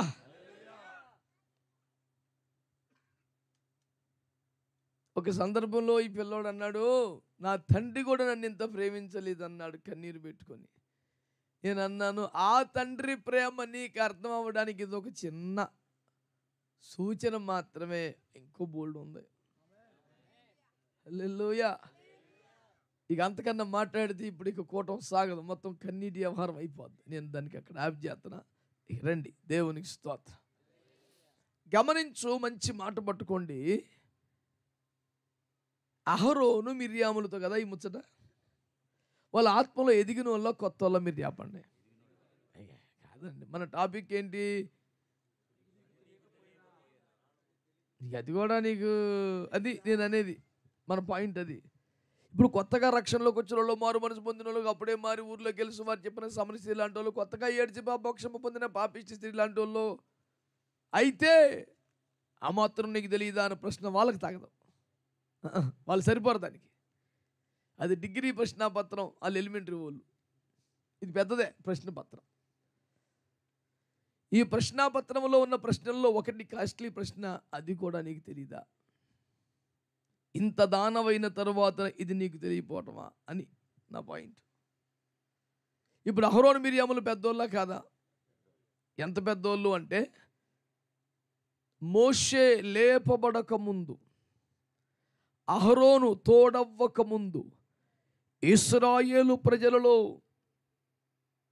గోషెను రాష్ట్రములో ఐగుప్తు కాడి కింద నలిగిపోతున్న దుర్ఘడియలలో ఒక విమోచకుడు వస్తాడనే వాగ్దానము ఎత్తిపట్టి, నిరీక్షణ చచ్చిపోకుండా, విశ్వాసము ఆరిపోకుండా, సుమారు 30 లక్షల మంది ప్రజానీకములు విశ్వాసమును నిరీక్షణను నిలిపి ఉంచిన ఒక మహాప్రవక్తి మిర్యామని మీకు జ్ఞాపకం చేస్తున్నాను. అందుకనే మొట్టమొదటిసారిగా విమోచించబడిన తరువాత, అనగా ఎర్ర సముద్రమును దాటిన తరువాత, యెహోవా నా బలమా అని వారు గలమెత్తి పాడినప్పుడు, అద్భుతముగా నాట్యమాడి ఆరాధించినప్పుడు, సుమారు 30 లక్షల మందిని ఆరాధనలో నడిపించిన ఒక అద్భుత వ్యక్తి. మీరు సంఘ కాపురుల స్థానంలో సంఘంలో ఆరాధన నడిపిస్తారుగా, మాట్లాడతారులేదా కదా? మీరు ఒక్క మాట చెప్పండి, ప్రజలందరినీ ఒక్క తాటి మీద ఆరాధనలో ఇన్వాల్వ్ చేయటం అంత ఈజీయా? మనకి ఎన్ని లక్షలు ఉంటారు సార్ జనం? 100, 150, 50, 60, 200, పోనీ 300. వీళ్ళందరినీ ఆరాధన నడిపించడానికి మనం ఎంత సిద్ధపాటు ప్రార్థనలో ఉంటాం, ఎంతగా ఆత్మతో తయారవుతాం, అక్కడికి వెళ్ళాక వారిని ఎంతగా ప్రిపేర్ చేస్తాం కదా. ఇన్ని చేసినాక కూడా ఒకడు ఫోన్ చూసుకునేవాడు ఉంటాడు, కళ్ళు తెరిచి పక్కనోడు ముఖం చూసేవాడు ఉంటాడు, అసలు కదలకుండా కూలబడి తెచ్చేవాడు ఉంటాడు, ఈ కళ్ళు మూసుకొని చప్పట్లు కొట్టేవాడు కూడా బోర్లించిన పాత్రలాగాడు. కళ్ళు మూసుకుంటాడు తప్ప లోపలికి ఏమి దిగదు, అసలు కుళాయి కింద పాత్ర తిరిగేసి ఉంటాడు. గట్టిగా 100 మందిలో 10 మంది ఆత్మపూర్ణులు అవుతారంతే. మీకు ఒక చిన్న లాజిక్ చెప్తాను. మీ సంఘంలో కొంచెం ఆరాధన నడిపించగలని యవనస్తులు ఉన్నారు. ఈ కృప పొందారు, ఈ నడిపింపు అబ్బింది, వాళ్ళకి చక్కగా నడిపిస్తున్నారు. మీరు వారిని ప్రోత్సహించడానికి, రెండవ తరాన్ని తయారు చేయడానికి వర్షిప్ వాళ్ళకి ఇచ్చారు. మీకు బద్ధకమేం కాదు, అంతకన్నా భాగ్యం ఏముంది, వాళ్ళకి ఇచ్చారు. చక్కగా నడుస్తుంది ఆరాధన. ఆత్మపూర్ణులు మనము నడిపించినప్పుడు ఎలాగో ఎవరు నడిపించిన అలాగే ఉంటారు. కొంచెం అటు ఇటు రాకుండా ఉంటాడు చూడు, ఆడు ఏమన్నా పిల్లగా నడిపిస్తాడు, పెద్ద స్పందించడం. కొంచెం ఈ మధ్య పాస్టర్ గారు బ్యా అనుకుంటా కూర్చుంటాడు. ఈ లోపు సడన్గా నువ్వే వచ్చి మైక్ తీసుకుందాం అనుకో, అట్టక్కని లెగుతాడు. అవునా కాదా? ఇదంతా మీకు టైం వేస్ట్ కోసం కదా నేను చెప్పేది. నడిపిస్తున్న వ్యక్తి స్థాయిని బట్టి ప్రజల స్పందన ఉంటుంది, సహజం అది. ఉదాహరణకి నేనున్నాను, ఆరాధన నడిపిస్తున్నాను అనుకోండి ఒక సభలో, అందరూ ఖచ్చితంగా ఆయన నడిపిస్తున్నారు కదా అని గౌరవం కొద్ది. అదే నా స్థానంలో ఏసన్నకు వచ్చి నడిపిస్తే ఇంకా బీభత్సంగా ఉంటుంది. నడిపిస్తున్న వ్యక్తి స్థాయిని బట్టి ప్రజల ఇన్వాల్వ్మెంట్ ఉంటుంది, సహజం అది. దాన్ని ఎవడు కాదంటకి వెళ్ళలేదు. ఏసన్న గారు మహిమలోకి వెళ్ళిపోయారు కనుక బెర్క్మెన్ సే గారు వచ్చారు అనుకోండి, వారు ఉన్నారు కనుక వారి పేరు చెప్పుకుందాం. వారు ఒక పాట అందుకున్నారనుకుంటే ఆ కథ వేరుంటుంది. అది యెఫన్యా నడిపించిన దానికంటే ప్రజల ఇన్వాల్వ్మెంట్ ఖచ్చితంగా ఎక్కువ ఉంటుంది. కారణం వారి మీద అభిషేకం మాత్రమే కాకుండా వారిపై జనులకున్న గౌరవం. నా పాయింట్ మీకు అర్థమైందా? మనలో ఒక పిల్లోడు నడిపించినప్పుడు వచ్చిన భారానికి అమ్మాయి చాలా పెద్ద ఆయన అనే గౌరవం ఉన్నప్పుడు ఆటోమేటిక్గా ఇన్వాల్వ్మెంట్ పెరుగుద్ది. నేను ఇంత ఎందుకు చెప్పానంటే, అట్లా పాట ఎత్తగానే 30 లక్షల మంది పదం కలిపారు, స్వరం కలిపారంటే మిరియాం మీద ఎంత గౌరవం ఉండాలి. ఎవరు ఆడ మనిషి కొత్తగా పాట పాడుతుంది, అమ్మా ఎవరు అనే మూమెంట్ లేదు అక్కడ. ఆమె కక్కన ప్రజల వైపుకి తిరిగి కంజర పట్టుకునే రక్తమే జయం, యథార్థమైనది నీ మార్గం అనేసరికి మొత్తం కలిపారు జనం, ఎగిరి ఆడి పాడుతున్నారు. ఆ క్షణానికి అన్ని లక్షల మందిని ఒక్క తాటి మీద ఆత్మలో నడిపించగల శక్తి అక్కడికి ఎవరికి లేదు. మీకు అర్థమైందా? పిలువబడి పంపబడ్డ మోషే, అతనికి తోడుగా ఇవ్వబడిన ఆరోను కంటే ఆ జనానికి బాగా అలవాటైన వ్యక్తి ఈవిడి. ఆమేన్. మోషే ఎక్కడో మిద్యాను అరణ్యంలో ఉన్నాడు, అరేబియా ఎడారిలో ఉన్నాడు. ఓ 40 ఏళ్ళు ప్యాలెస్లో ఉండ, ఇంకో 40 ఏళ్ళు అక్కడ ఉన్నాడు. అసలు మోషే ఎవరికి పరిచయం కాదు. ఇక్కడ మీ కొరకు ఒక విమోచకుని దేవుడు పుట్టిస్తాడని ప్రవచనం నమ్మి బతుకుతున్నారు. ఎవరు వస్తారో ఎక్కడి నుంచి వస్తారో తెలీదు. మిరియా మాత్రం దేవుడు పంపుతాడు, నిరాశపడకండి, బలకీన పడకండి అని జనంలో. అందుకనే ఆ పాట పాడుతూ నాట్యం ఆడుతున్నప్పుడు ఆమెను ఏమని పరిచయం చేశారంటే, ప్రవక్తి అయిన మిరియాము. ఎప్పుడైనా విమోచించబడ్డదన్న మొదలుకొని వాగ్దానం దేశం చేరేదాకా మిరియాము వాడబడ్డట్టు మీకు కనబడిందా? ఒక ప్రవచనం చెప్పిందా? మరి పరిచయం చేయటమే ఇక్కడ ప్రవక్తి అని ఎందుకు పరిచయం చేస్తున్నాడు? ఒక ప్రవక్త వలెమో ప్రయాసపడింది, ప్రజల హృదయాలను దేవుని వైపు తిట్టింది, చల్లారిపోకుండా కాపాడింది. ఘోషణలోనే అక్కడ ఆమె సేవలు మరువజాలనివి. అందుకే దేవుడు అంత ఘనత ఇచ్చాడు ఆమెకి. ప్రవక్తి అయిన మిరియాము అని మాట్లాడాడు. మీకు అర్థమైందా? ఇంత గొప్పగా వాడబడిన తల్లి కదా ఆమె. పోనీ అహరోను తీసుకుందామా? నాకు నత్తి, నేను సరిగా మాట్లాడలేను అంటే కదా దేవుడు మోషేకి నోరుగా ఉండినట్లు, ప్రవక్తగా ఉండినట్లు అహరోన్ని ఇచ్చాడు. ఫస్ట్లో మాట్లాడింది మనోడే కదా. ఫస్ట్ కర్రబాడెత్తి పామవుతాలు ఇవన్నీ మనోడియే కదా, తక్కువడేం కాదుగా. సరే గుడారం కట్టాక ఏమైపోయాడు? ఏకంగా ప్రధాన యాజకుడు అయిపోయాడుగా. ఇంత పెద్ద మనిషి ఏమండి, మోషే వివాహ విషయంలో వీళ్ళిద్దరే అక్క తమ్ముళ్ళు ఏమని మాట్లాడుకున్నారు? దేవుడు నీతోనే పలికించిన, దేవుడు మా ద్వారా మాట్లాడలేదా? నీ ఒక్కడివే కష్టపడ్డావా? ఈ సేవలో మా యొక్క భాగస్వామ్యం లేదా? ఈ సేవ కొరకు మేము కూడా కష్టపడ్డాం, ఈ సేవ కొరకు మేము కూడా ప్రయాసపడ్డాం, అంతా నేనే అన్నట్టుగా సొంత నిర్ణయాలు తీసుకుని ఏంటయ్యా నువ్వు నువ్వు వయసులో కూడా చిన్నోడు ఎక్కువ మాట్లాడద్దు. పెద్దోళ్ళు ఉన్నాం కదా, ఒక మాట చెప్పాలి కదా. ఏం కనబట్టలేదా మేము కండ్లకు? దేవుడు నీతోనే మాట్లాడాడు, నీ ద్వారానే మాట్లాడాడు, మాలో నుంచి మాట్లాడలేదా?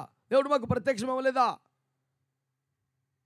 అని చెరిగి పారేశారు చిన్నోడిని చేసి. ఎవరు? పెద్దోళ్ళు ఇద్దరు, మిరియాము అహరోను. వీళ్ళట్టి చెలరేగిపోతుండగా యేసుప్రభు ఎంట్రీ ఇచ్చాడు. ఆయన అట్టంటోడు కాకపోతే మనల్ని ఎప్పుడూ చంపేద్దుడు అందరూ. దేన సేవకుని, చిన్న సేవకుని నలిపి పారేసి అంత అమాయకమైన సేవకుని ఎప్పటికప్పుడు దేవుడే సపోర్ట్ చేయకపోతే మనం ఉంచుదురా ఈ పాటుకు కాల్చుకు తినేద్దరు జనం మనల్ని. జనం అంటే మన జనమే, బయట వాళ్ళు మన జోలికి ఎందుకు వస్తారు? వాళ్ళ దేవుడు శక్తిమంతుడు, వాళ్ళ జోలు మనకి ఎందుకు రని వాళ్ళు దూరంగానే ఉంటున్నారు. ధైర్యం వల్ల వీళ్ళకేగా.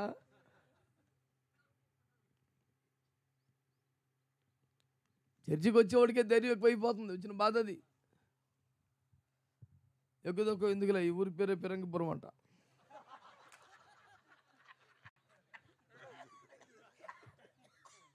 ఏ పిరంగి ఏడబెట్టి ఉంచారు, దేవునికి స్తోత్రం.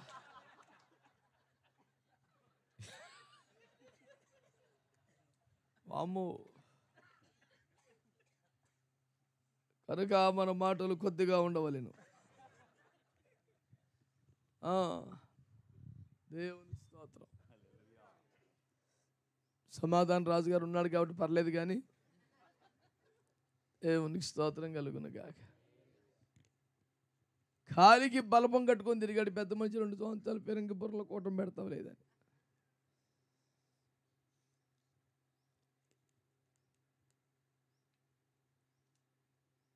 కనుక దేవుని బిడ్డలారా మీరు గమనించాలని కోరుతున్నాను. ఇప్పుడు చెప్పండి, మిరియాము గాని అహరోను గాని దేవుడు తెలియదా?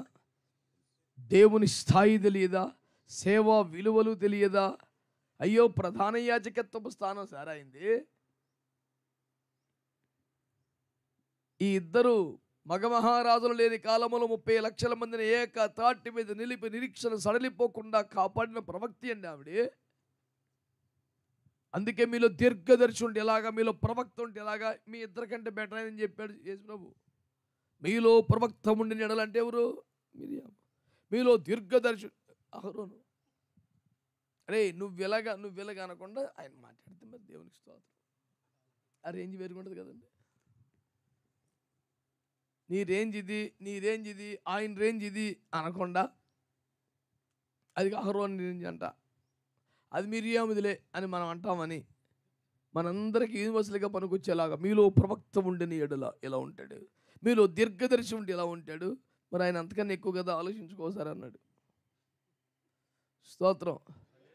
దర్శనములో చూసి మాట్లాడేవాడే, కళల్లో చూసి మాట్లాడేవాడే, వాక్యం చదువుతుంది అర్థమయ్యే ఒక మాట చెప్పేవాడే ఇంత రేంజ్ ఉంటే, నా స్వరూపము నిదానం చూసి ముఖాముఖం మాట్లాడేవాడికి ఎంత రేంజ్ ఉండిద్దిరా? మీరు ఎట్ట మాట్లాడుతున్నారు?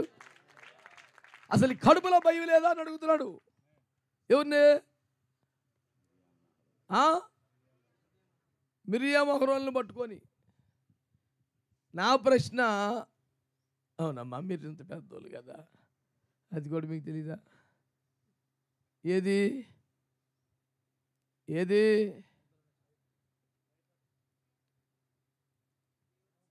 అందరం ఒకటే కాదని, అందరం సమానం కాదని, సేవలో వ్యత్యాసం ఉందని, పిలుపులో వ్యత్యాసం ఉందని, స్థానంలో వ్యత్యాసం ఉందని, నక్షత్రానికి మహిమలో వ్యత్యాసం ఉందని నీకు తెలీదా?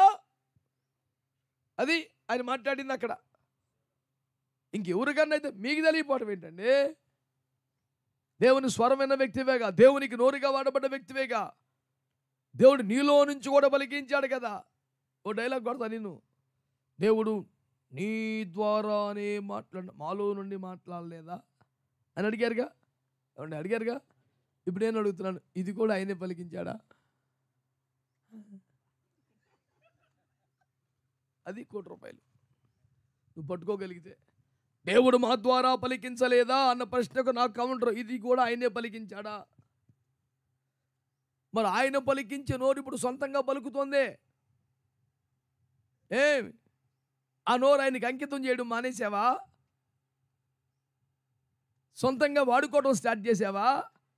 ఒకప్పుడు దేవుడు పలికిన నోరిది అని ఇప్పుడు నువ్వే పలుకుతున్నావా? డేంజర్ సుమా, దెబ్బతినేస్తావు. దేవుడిచ్చిన ఘనతే కదా సార్ మనకి సేవలో. మనకంటే చదువులో, వయసులో, ఏమండి సంపదలో పెద్దవారు మనకు చేతులెత్తి దండం పెడుతున్నారంటే దేన్ని బట్టి సార్? దేవుడిచ్చిన ఘనతేగా. మరి దేవుడిచ్చిన ఘనతను అనుభవిస్తూ ఊరంతో దండం పెట్టించుకుంటూ మరి దేవుడికే కాస్త ధిక్కార స్వరం వినిపిస్తే ఆయన ఇచ్చిన ఘనతను ఆయన తీసేసుకుంటే మన పరిస్థితి ఏంటి? మాట్లాడతలేదు.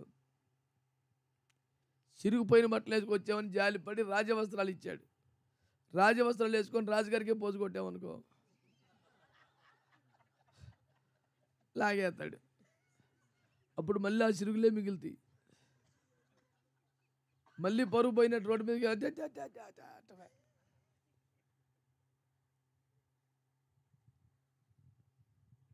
నా వరకు నేను ఒప్పుకున్నా. మరి మీరేంది నాకు తెలీదు.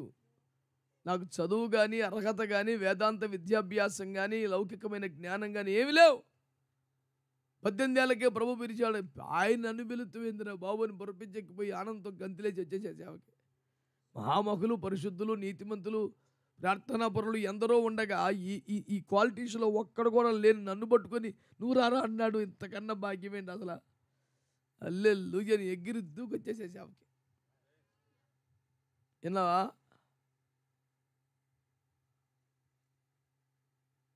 కాబట్టి నేను ధైర్యంగా ఒప్పుకుంటాను దేవుని ఎదుట, మీ ఎదుట.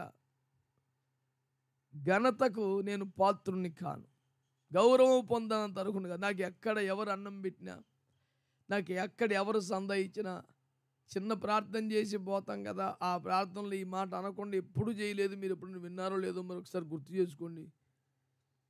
రికార్డింగ్ ఆన్ చేసి జోలో పెట్టుకుంటారు, ఎప్పుడు వినండి ఒకసారి.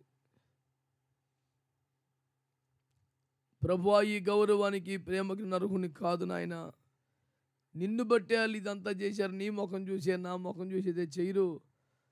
నిన్ను బట్టి చేశారు కాబట్టి ఇదంతా నీ లెక్కలో చేర్చుకుని వారిని నీ చేతులతో ఆశీర్వించి బాబుని ఒక మొక్క చేసి వెళ్ళిపోతాను. మీరు ఎప్పుడైనా విన్నారో లేదో మరి నాకు తెలియదు.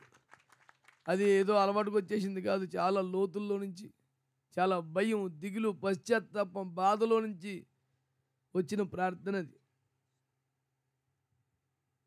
మీకు అర్థమైందా? మరి అది కూడా నీకు తెలీదా అని అడుగుతున్నాను పెద్దవాళ్ళని.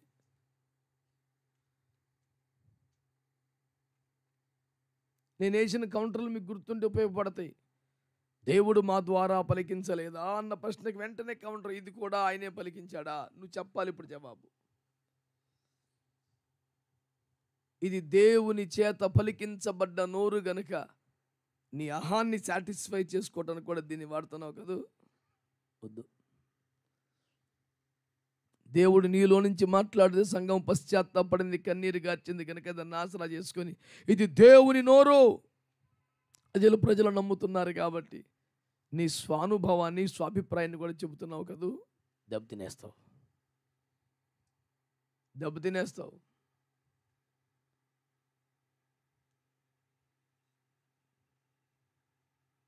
మిరియాము, అహరోను అది మీకు తెలియకపోయినా మేమందరం ఒక్కటే అని ఎట్లా అనుకుంటున్నావు? ఒకవేళ మిరియామే అనుంటే ఆ మాట, మోషే నేను సమానమే అని మిరియాము అనుకుని ఉంటే, ఒకవేళ అనుకుని ఉంటే, మరి విమోచకుడు వస్తాడని ఎదురు చూడటం ఎందుకు? నిరీక్షణ కలిగి ఉండమని చెప్పడం ఎందుకు? నేను ఆడు సమానమే, గట్టిగా చెప్తే నేను కొంత పెద్ద, నేను విమోచించేస్తానని ట్రై చేయవలసింది కదా. వస్తాడు దేవుడి సేవకుడు వస్తాడు, ఎందుకు ఆపావు జనాల్ని? నువ్వు చేయరాదా పని? నేను అతడు ఒక్కడే అనుకోండి, నిన్ను కూడా కింద పెట్టి ఆయన ఒక్కడిని ఎందుకు పిలిచాడు సీనాయి కొండ మీదకి? ఆరోను పద్దాక ఎందుకు నువ్వు కూర్చాడు, వస్తాడు ఇచ్చారనొచ్చుగా. నువ్వు ఎట్టయితావు సమానం?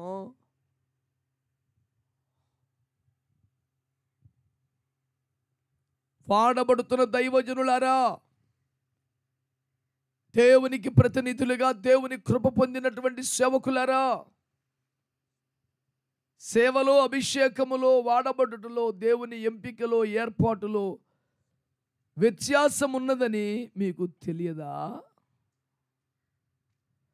అంతా ఒక ఘాటున కడితే నీకు కోరహుకు తేడా ఏమున్నది?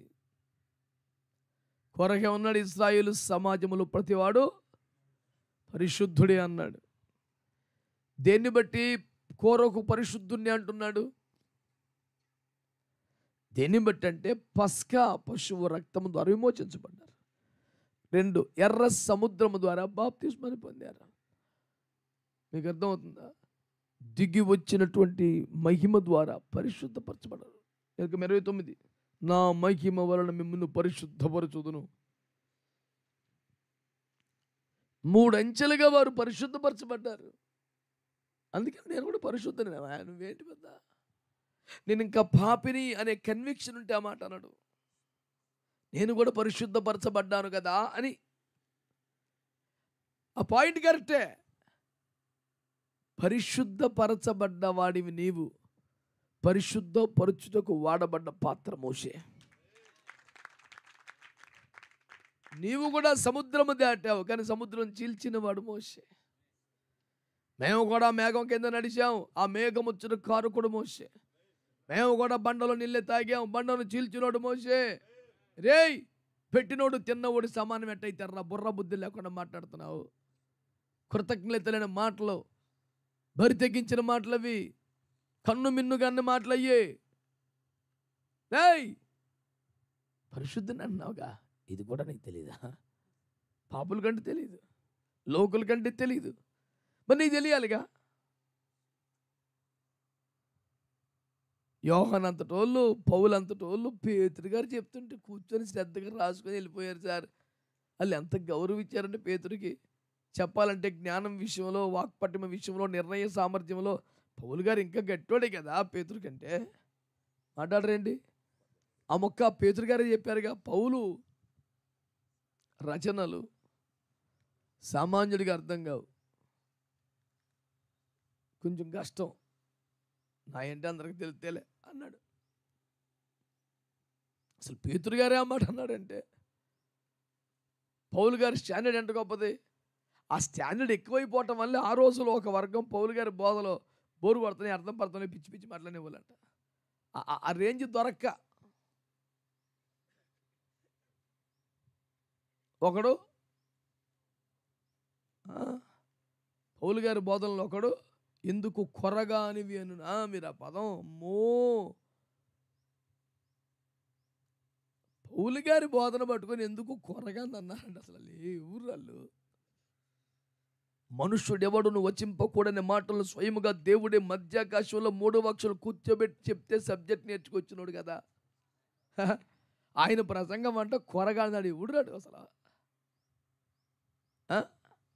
ఆడు కదా కొరగానోడు. పౌలయ్య గారు బోధన పట్టుకొని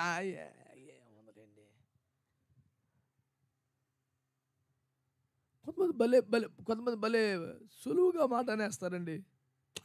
ఉందలేండి, బోళ్ళు విన్నాం మేము. 1 నెంబర్గా శైతాన్ బన్గా ఉన్నాయి, అందులో డౌటే లేదు. అడు బోల్డ్ విన్నాడంట. లూసిఫరు వాడు తమ్ముడు మాట్లాడుకుంటే ఈయనుంటాడు. ఈడు మళ్ళీ మాటలు మాట్లాడతాడు ఒక్కొక్కడు. కడుపులో భయం లేని వ్యవహారం సార్ ఇది. కడుపులో దేవుని భయం ఉన్నాడు. ఎంత అడ్డగోలు గట్ట మాట్లాడ్డావు ఏంటి? అసలు అంతు పంతులు లేకుండా మాట్లాడటం ఎవడాడు? మోషేని పట్టుకొని నువ్వు ఎందుకు హెచ్చించుకుంటున్నావు అంటాడు. ఒరే,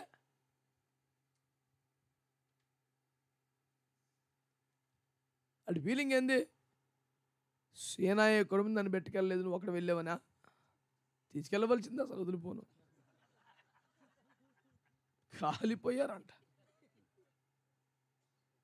ఇశ్రాయేల్ పెద్దలు 70 మంది వెళ్ళారా? వాళ్ళు దిగొచ్చాక ఏమన్నారు? ఇంకొకసారి దేవుడి దగ్గర మమ్మల్ని తీసుకెళ్ళావంటే మాత్రం మర్యాద ఉండదు. నువ్వు వెళ్ళు, ఏదో పడు, మాకు చెప్పు, మేము రావా అనలేదండి. జనాల కోరికరది, అది కూడా పెద్దోళ్ళు కోరికరది. ఈ సావు మేము సావలేమో, దహించు అగ్ని, మంట, ఆ ధూమము, ఆ పొగ, ఆ వేడి, వామ్మో మేము పెద్దలం కాదా, మమ్మల్ని పట్టించుకోవట్లేదా, నువ్వు ఊరేగితే తీసుకెళ్ళా 70 మంది నాడు తీసుకెళ్ళా దండం పెట్టి ఇదిగా ఇంకొకసారి దేవుడికి యాకెత్తే నువ్వు వెళ్ళు, మేము రాం. అని బతివలారండి. ఏం తమాషనా? యెషయా అన్నాడు ఆ మాటని, మీలో దహించు అగ్నితో నిత్యము సహవాసము చేయగలిగిన వాడెవడు? అంత ఈజీ కాదు అది. నీ మాట చాలయ్యా నవ్వుతారా మాట్లాడతాడు. అంత ఈజీ కాదురా బాబు. ఇంతమంది కోరిక మేరకు ఇంతమంది తరపున సిలువు భరించడానికి, ఆ వేడిని తట్టుకోవడానికి, ఉగ్రతను భరించడానికి, కాలిపోవడానికి, ఒక సమిధిగా మారడానికి ఇష్టపడి దేవుడు పిలిచిన వల్ల పరిగెత్తి కొండెక్కిపోతే నువ్వేంటి హెచ్చించుకుంటున్నావు? నేను ఏడ చస్తాను, వెళ్ళరా.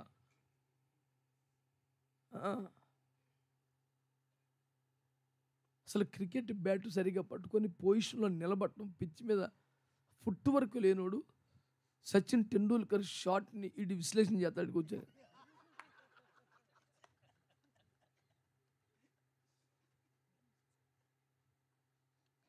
క్రికెట్ పండితులు అన్నేమో క్రికెట్ దేవుడు అని పేరు పెట్టే. టెక్స్ట్ బుక్లో ఉన్న షాట్ ఇది, ఇతను ఈ షాట్ ఆడలేడు అని చెప్పటాకలేదని కీర్తికరించే.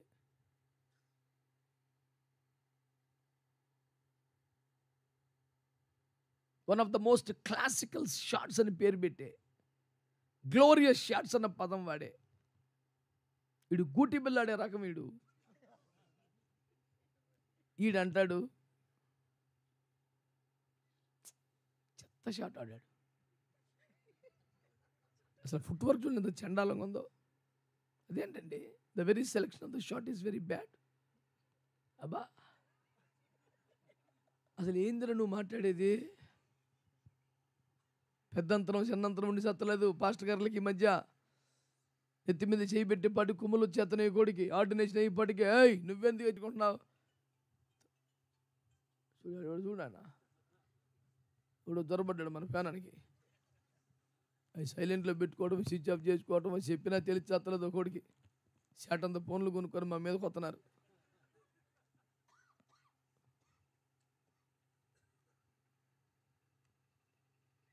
స్తోత్రం.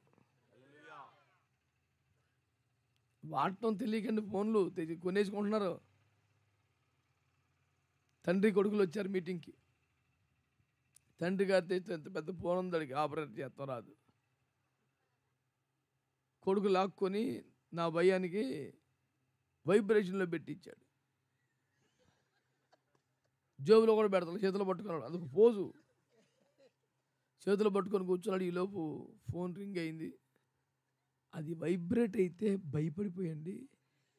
అమ్మో పెద్ద అరుపరిచి ఇసిరేశాడు. షాక్ కొట్టింది.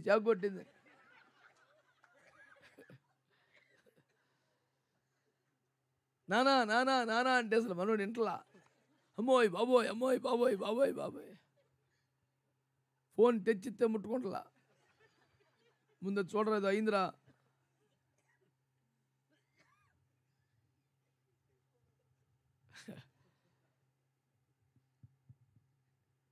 అసలు గుండెకాయ అదిరిపోయిందంటండి. కొన్ని ఫోన్లకి వైబ్రేషన్ మోడ్లో పెడితే అసలు మొత్తం గుండెకాయ ఊపిరితిత్తులు అన్నీ కూడా కదిలిపోతాయి. అటుండి దప్పున్నట్టు చెత్త పట్టుకుని కాపలేవు.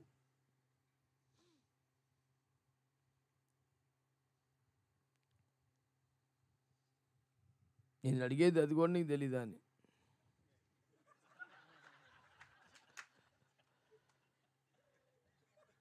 అదేందండి అట్లుంది వాక్యంలో. నారీమణి సుందరి అది నీకు. చాలా పెద్ద పెద్ద మాటలు మాట్లాడుతున్నావు. ద్రాక్ష తోట కావలిగా వచ్చాను, అతను నా ప్రాణము కంటే ప్రియుడు, నేను జతగాంట్ల మందులు ఉండిపోయాను, అయ్యో ప్రియుని వంద సంగతి ఏమిటి, అదే నీడకు వెళ్ళబోతా ఉన్నది. ఇన్ని మాట్లాడుతున్నావు కదా, మరి ఆ రూట్ తెలియలేదు నీకు ఇంకా? మరి ఎందుకు ఇన్ని మాటలు మాట్లాడుతున్నావు?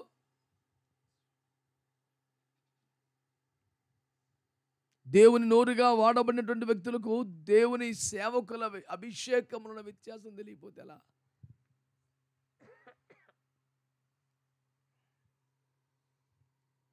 దేవుడు మాలో నుంచి మాట్లాడాడు గనక, దేవుడు మాలో నుంచి కూడా మాట్లాడాడు గనక మేము మోషే కంటే తక్కువ కాదనుకుంటున్నారు. ఎంత తక్కువ దేవుడు వివరించాడు.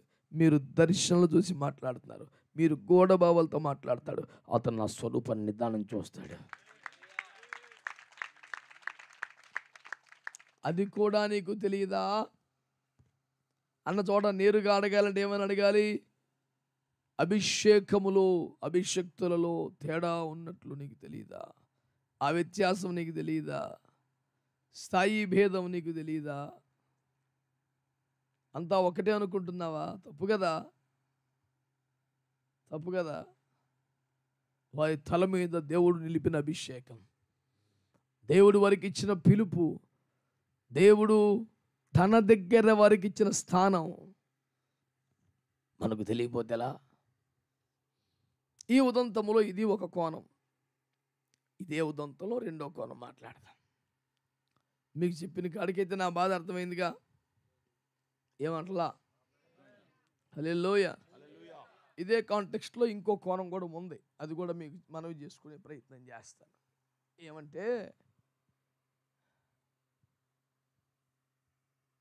మోషేను గురించి వీళ్ళు మాట్లాడుతూ, దేవుడు నీ ద్వారానే మాట్లాడినా, దేవుడు మాలో నుంచి కూడా మాట్లాడలేదా? మేము ప్రవచింపలేదా? మేము కూడా వాడబడ్డాం. మోషే మాత్రమే కాదు, మేము కూడా ఇన్ని లక్షల మంది విమోచనలో మా కష్టం కూడా ఉన్నది, మా ప్రయాస కూడా ఉన్నది, మేము కూడా ప్రయాసపడ్డాం అని అన్నారు.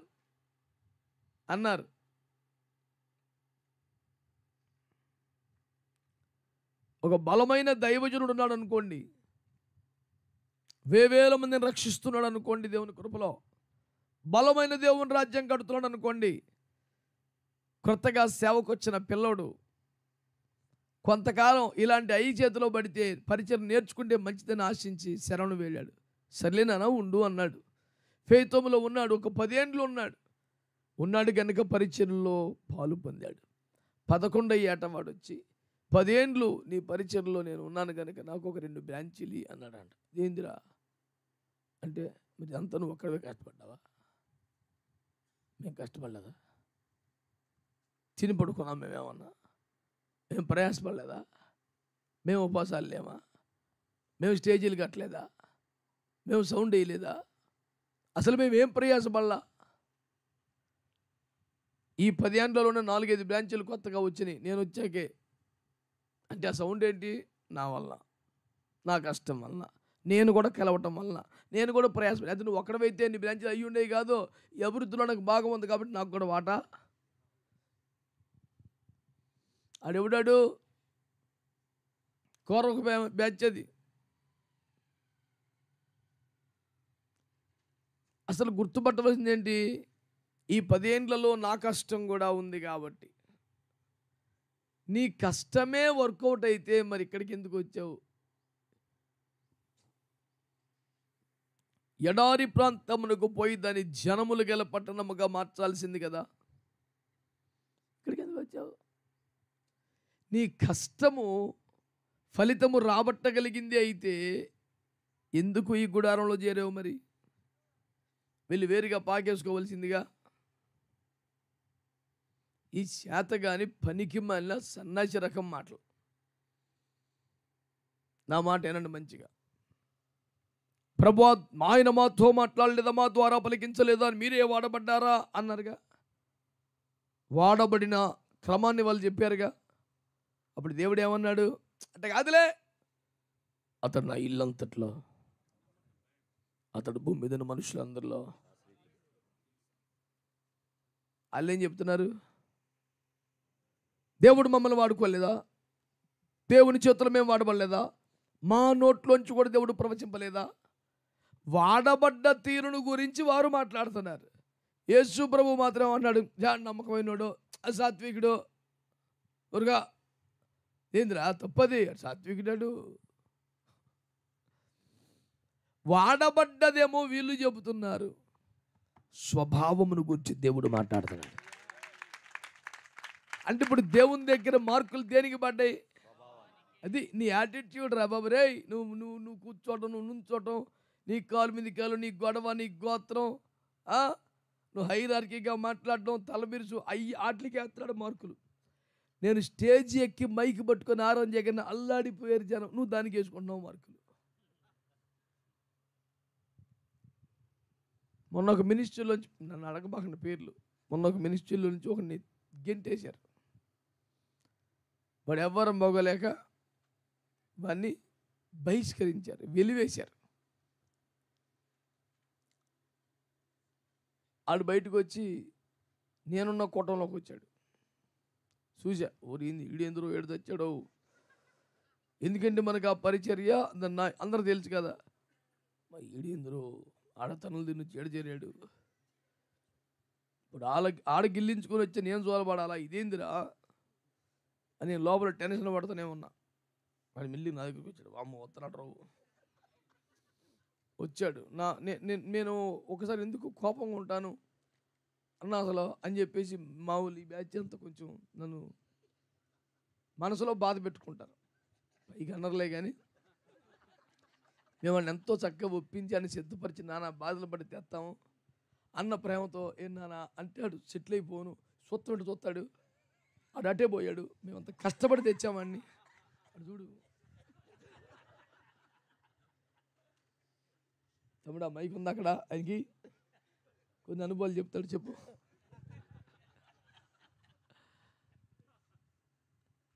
ఎందుకంటే ఆ బ్యాక్గ్రౌండ్ మనకు తెలుసు. వాడు ఎక్కడి నుంచి వచ్చాడు, ఏం చేసి వచ్చాడు, గొడవ ఏంటి, గోత్రం ఏంటి. వాడిని కోపంగా చూస్తేనే వాడు వెళ్ళిపోతాడు, వెళ్ళిపోతేనే మనం బతుకుతాం. నా బాధలు నాకుంటే మీకు తెలీదు. అని చేర్చుకోకూడదు, చేరనివ్వకూడదు. పెద్దోళ్ళ గుండె గాయం అవుద్ది. చూసావా, వాడు ఇంత ద్రోహం చేసి వెళ్ళిపోతే జఫన్య అని చేర్చుకున్నాడు అని వాళ్ళు బాధపడతారు. తండ్రులను దుఃఖ పెట్టకూడదు. నా టెన్షన్ నాకు ఉంటుంది. వాడు ఎంతో ఆశ మీద వచ్చాడు, ఒకసారి చెయ్యట్టంటే సరిపోను, కనీసం ఒకటి చూడలే. మా వాడు కరకర చూశాడు, ఆడు అట్టే పోయాడు. అని తెత్తకి నాన్న సావులు తెచ్చా నేను. నువ్వు నాన్న సావులు సరి తెచ్చావుగా, నీ మార్కులు నీకు పడతాయి దేవుడి దగ్గర. నీ ప్రయాస యథార్థం, అందులో మోసం లేదు. నీ మార్కులు నీకు వచ్చినాయి, నువ్వు ఇబ్బంది పడకేక. దేవునికి స్తోత్రం. ఇక ఎంతకన్నా ఎక్కువ చెప్పకూడదు. దేవునికి స్తోత్రం. అర్థం చేసుకోండి, అన్నీ చెప్తామైంది. సందర్భం వచ్చింది కాబట్టి ఒక మాట అన్న. కొన్నిసార్లు ఎందుకు అన్న చాలా సహిస్తాడు, అన్న చాలా ఓపిక పడతాడు, చాలా బాధలు ఎన్నో శ్రమలు పడుతున్నాడు. కానీ కొన్నిసార్లు ఊరక రోజులు ఆడతాడు. అసలు వెనకాల పోడు సాగు ఉంటుందండి, మీకు తెలీదు. మీకేమో మీరు వాడు అంతే కనపడద్ది, నాకేమో ఇక్కడ దాకా కనపడుతుంది. ఆల్రెడీ స్టేజ్ మీద ఉన్నాను కాబట్టి చూస్తున్నాను, వాళ్ళందరూ కనపడుతున్నారు. మీకేమో కనపడుతున్నా, నేను ఒక్కనే కనపడుతున్నాను. నేను వాళ్ళని కూడా చూసుకుని అమ్మో అనుకొని చెప్తున్నా. నువ్వేమో నేను ఒక్కనే కనపడుతున్నాను, ఎందుకు ఇప్పుడు బాగానే ఉన్నాగా, ఇప్పుడు మళ్ళీ ఫీలింగ్స్ మార్చేమైంది అని నువ్వు అంటున్నావు. నాకు కనపడే వాళ్ళు బోళ్ళు మంది ఉన్నారు, అర్థం చేసుకోండి. దేవుని స్తోత్రం, మీ అందరికి వందనాలు. ఇతడేమో వాడబడే దాని గురించి మాట్లాడతాడు. ఎవరు? అహరోను మిర్యాములు. దేవుడు ఏమంటున్నాడు? స్వభావం గురించి మాట్లాడతాడు. దేవుని ఎదుట తలాంతుల కంటే స్వభావానికి ఎక్కువ స్థానం ఉందని మీకు తెలీదా? నేను చెప్పేది అది కూడా మీకు తెలీదా? నారీమణివి సుందరివి కదా, మధ్యాహ్నమందు నీడొక సంగమును తోలికెళ్తాడని తెలిసిన మర్మాలు కలిగిన వ్యక్తివి కదా. ఆయన వద్ద స్వభావానికి ఉన్నంత విలువ తలాంతులకు లేదని తెలీదా?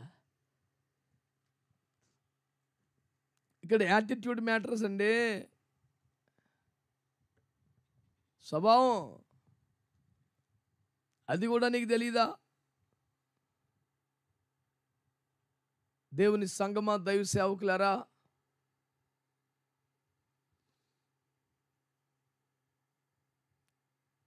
మరొక చిన్న ప్రశ్న మత్తయి సువార్తలో ఉంది, 20వ అధ్యాయం.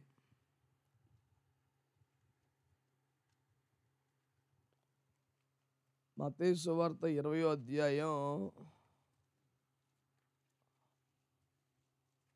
ఓపిక చేసుకొని 21 నుంచి.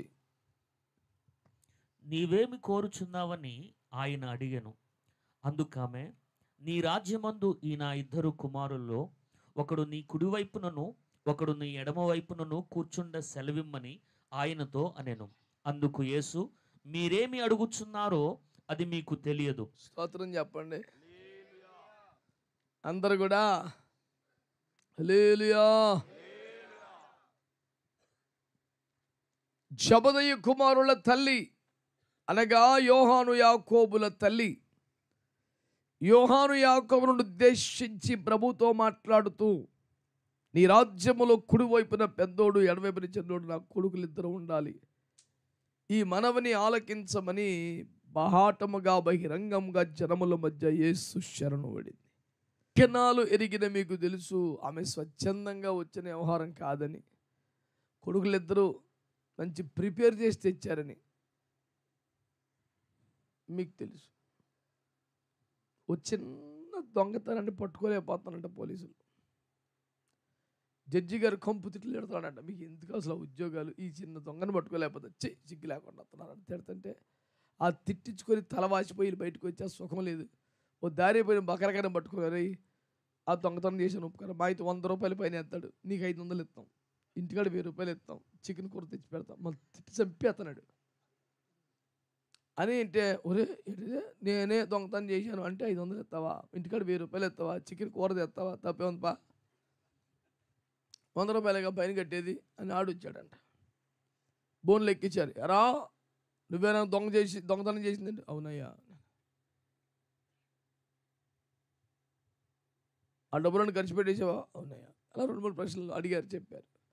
లాస్ట్లో జడ్జి గారు అన్నారంట, అయితే మొత్తం మీద చివరికి నేరమును నేనే చేసినట్లు అంగీకరిస్తున్నావు అన్నమాట అన్నారని జడ్జి గారు. ఏమన్నాయా ఈ మాట చెప్పలేదు నాకు అన్నాడంటాడు.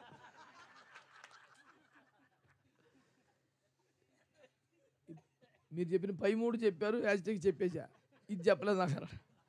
ఇక ఆ రోజున పోలీసు వాళ్ళ సంగతి చూడండి. ఇది ఎందుకు చెప్పానంటే, జబదయి కుమారులు అమ్మకి ఎక్కించి తీసుకొచ్చారు కోటానికి. ఈ రాజ్యములు కుడివైపున మంచి మూమెంట్, జనం మధ్యలో నువ్వు అడుగు కాదండవు, నీ కన్నీరు చూసి ప్రార్థన చేసి సరే బిడ్డ అంటాడు, ఆమెనంటే వెనక్కి తీసుకోలేడు. పర్సనల్లో రూమ్లో మేము అడుగుతుంటేనేమో చిరాకు పడుతున్నాడు, సెలవులు ఎత్తుకోమంటున్నాడు, నడవమంటున్నాడు, ఇవన్నీ చెప్తాను. నువ్వు అసలు కోటంలో పెట్టు. ఈ మధ్య పేతురు కొంచెం స్పీడ్ అవుతున్నాడు, అసలు అని తెచ్చింది నేను, అందరికన్నా ఫస్ట్ నేను మాట్లాడితే పద్యానికి ముందుకు పోతున్నాడు. ఈలోపు ఈయనేమో పుచ్చుకుని వెళ్ళిపోయానంటే మనం వెనకబడిపోతాం. ఆయన ఉండగానే కూర్చి ఈడిదే అనిపించుకుంటే, నా తర్వాత నాయకుడు వీడి అనిపించుకుంటే బాగుండిద్దని. ఇంత తతంగం ఎవరో యేసు రొమ్మున అనుకునేవాడు. అసలు అది నా బాధ. ఇస్కరియోతు కాడ అయితే చెప్పేది ఏముంది, ఆడు ఫస్ట్ నుంచి ఇంతే పనికి మళ్ళీ అనుకోవచ్చు.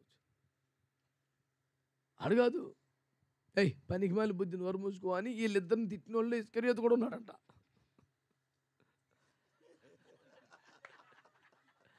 ఆడికోండి నచ్చలే ఇది తెలుసా. 22-23 వచనాల్లో ఉంటుంది అన్నమాట. తక్కిన 10 మంది శిష్యులు వారిద్దరిని కోప్పడ్రి అంటే, ఆ 10 మంది ఉన్నాడు వీడు. ఏం బుద్ధులు రా, పనికి మళ్ళీ బుద్ధులు, అధికారం ఏంట్రా, పదం ఏంట్రా, పద్దాక మేమంటాం, రొమ్ముకో తగ్గించుకో అని ఆడు చెడుతున్నాడు. అసలు నాకు భలే ఇంట్రెస్టింగ్ పాయింట్ అది. మరి ఈడు తిట్టేది అందరూ ఏదో సందాలోంచి చిల్లర కొనుక్కోదాం తప్ప నేను పెద్ద పెద్ద ఆశపడలేదురా.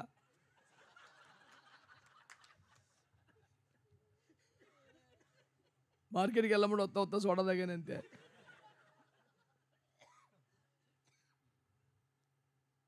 ఆడు పెద్ద పెద్ద 30 రూపాయలే ఆడు పెద్ద పెద్దడు సన్నాజీ రకం వాడు. ఆడు తిడుతున్నాడు ఎవరిని, యేసు రొమ్మున యోహాన్ని. నేను అంటాను, యేసయ్య గుండె చప్పుడు నీకు తెలియలేదా యోహాను? నీకే తెలియకపోతే ఇంకెవరు తెలుస్తుంది? ఆయన గుండెకు దగ్గరకున్నది నువ్వు కదా. ఆయన ఆరంభము నుండి తను తగ్గించుకుంటేనే రండి, ఉపేక్షించుకుంటేనే రండి, సిలువనెత్తుకుంటేనే రండి, వద్దు అనుకుంటేనే రండి, కావాలనుకుంటూ రోజు చెప్పేది అది.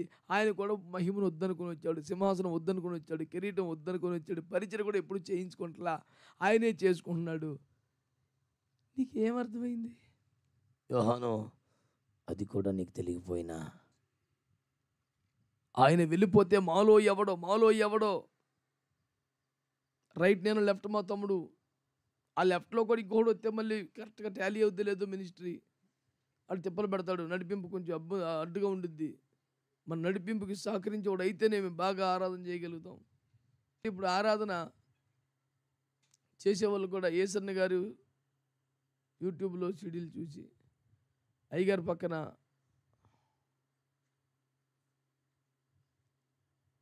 ఆనంద్ జయకుమార్ అయ్య గారు 2 సింహాల వలె పోటీపడి వర్షిప్ చేస్తుంటే పరవశించిపోతాను నేను. నాకు ఖాళీగా ఉంటే పెట్టుకొని కూర్చుంటా. ఆహాహా, ఏం మజా, ఏం ఆనందం. దేవునికి స్తోత్రం. పరవశించిపోయి 30 నిమిషాలు 40 నిమిషాలు మైమరిచిపోయి ఎంత ఆనందంగా ఉంటుంది. అలా ఆనందిస్తే బాగుండి, కానీ ఈడు ఏసన్న గారు అయిపోయినట్టు. ఆనంద్ జయకుమార్ లేకపోతే వర్షిప్ లాగదని ఈడు ఒకరిని పక్కన పెట్టి మైకి పట్టుకున్నాడు మొన్న. ఆయన పాడుతున్నాడు, ఈయన కేవలం అంటాడు పక్కన ఒకడు. ఏందిరా అంటాడు పద్దాక అని నేను బాగా కనిపెట్టి ఎంక్వైరీ పెడితే సేమ్ అయ్యే పదాలు, అవే సౌండ్లు సేమ్ వాడుతున్నాడు. ఓహో, పరీక్షలో ముద్దబ్బాయి గాడు ఒకడికి వాళ్ళ నాన్న వచ్చాడు, పాస్ అవ్వకపోతే నా పరువు పోద్దాడు, ఎట్టకు పాస్ అవ్వడం, ఇదిగో 7 రూపాయలు తీసుకొని ఆడికి పుస్తకం ఇచ్చి రాయించి, ఆడి పేర్లు అయితే నా పరువు పోయిద్ది అని చెప్పేసి ఇన్విజిలేటర్కి 1000 రూపాయలు ఇచ్చాడంట. ఆ రోజుల్లో 1000 రూపాయలు అంటే బేబత్సం. సరే అని టెక్స్ట్ బుక్ ఇచ్చేసాడు. ఇటు చూసి జాగ్రత్త రాసేస్తున్నాడు. పట్టం ఉంటే పట్టం గీసేసాడు. కింద రాశాడంట, పై పట్టంలో చూపిన అని రాయాలి కదా, ప్రక్క పట్టములో చూపిన విధముగా అని రాశాడు. ఎందుకంటే టెక్స్ట్ బుక్లో పట్టం పక్క పేజీలో వచ్చింది, వీడు రాసినప్పుడు పై పేజీలో వచ్చింది. మరి పై పట్టములో చూపిన విధంగా రాయాలిగా, ప్రక్క పట్టములో అన్న. బొమ్మ పైన వచ్చాక పక్కన అన్నాడేంటిడు అని దిద్దేవుడు ఆలోచిస్తే అర్థమైంది, మొత్తం కాపీ కొట్టినట్టు. సింప అవతల పారేశాడు. వీడు ఆ దైవజనులాగా కృప పొందకుండా, ఆత్మ పొందకుండా, నలగొట్టబడకుండా, అభిషేకం పొందకుండా ఒకటి నేర్చుకున్నాడు. వచ్చాడు మైకి పట్టుకొని ఆయన పాడుతుంటే వెనకాల అన్నాడు. నేను మెల్లిగా సౌండ్ సిస్టమ్కి సైజ్ చేశా, 2 మైకి ఆపేయమన్నా, ఆపించేసా. ఆలేదు ఊలేదు, ఈడు ఆత్మ మారిపోయింది. సౌండ్ తీసేపటికి వెళ్ళి కూర్చున్నాడు. వాడి ఆత్మ సౌండ్ సిస్టంలో ఉందని నాకు అర్థమైంది. ఎఫెక్ట్లు పెట్టాలి అడిగి అనాలి. ఫ్రీలారా ఫ్రీలారా ఫ్రీలారా ఫ్రీలారా ఫ్రీలా అనాలా, లేదా వీడికి స్పిరిట్ రాదు. ఇప్పుడు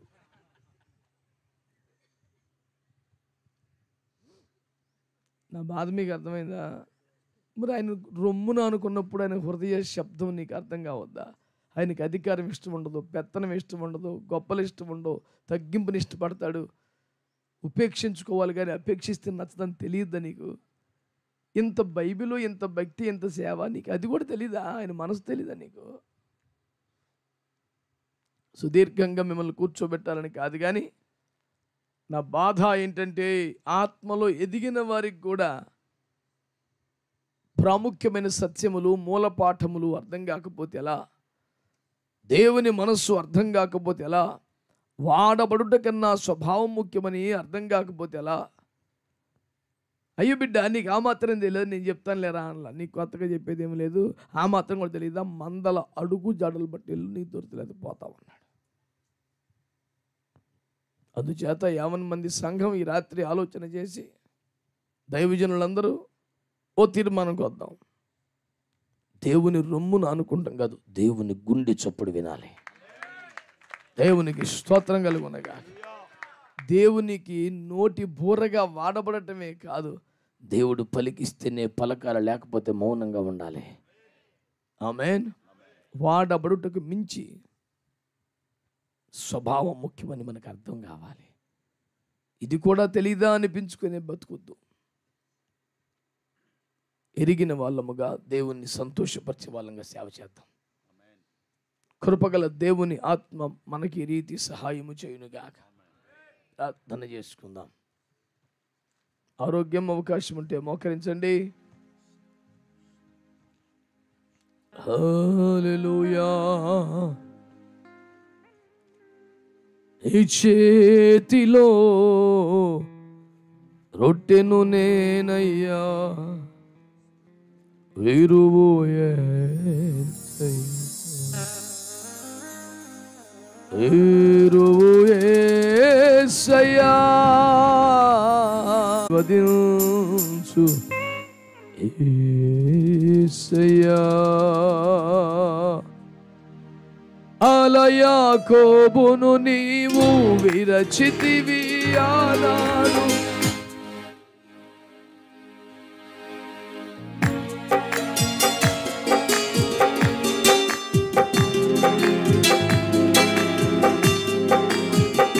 యాకోబును నీవు విరచితివి ఆనాడు, ఆశీర్వదించితివి. ఇశ్రాయేలుగా మార్చితివి, నీ చేతిలో ఒట్టును నేనయ్యా వీరువు, నీ చేతిలో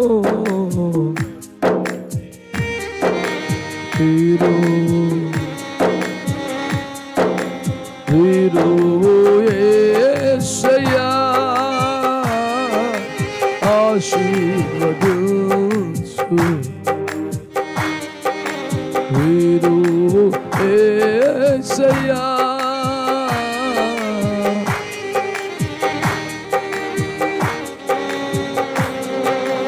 నీ చేతిలో వీరువు. దేవుని చేతుల్లో విరగొట్టబడే అనుభవం కావాలి. నేను అనే అహం విరిగిపోవాలి.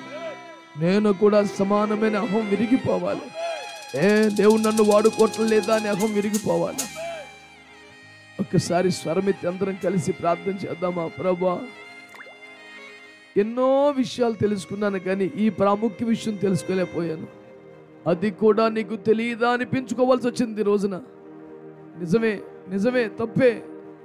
యోహాను అలా ఆలోచించటం, ప్రియురాలనయ్యుండి కూడా నువ్వు మేపుతున్న చోటు తెలుసుకోకపోవటం తప్పే నాయనా, తప్పే నాయనా. మాట్లాడతారా స్వరం ఎత్తి?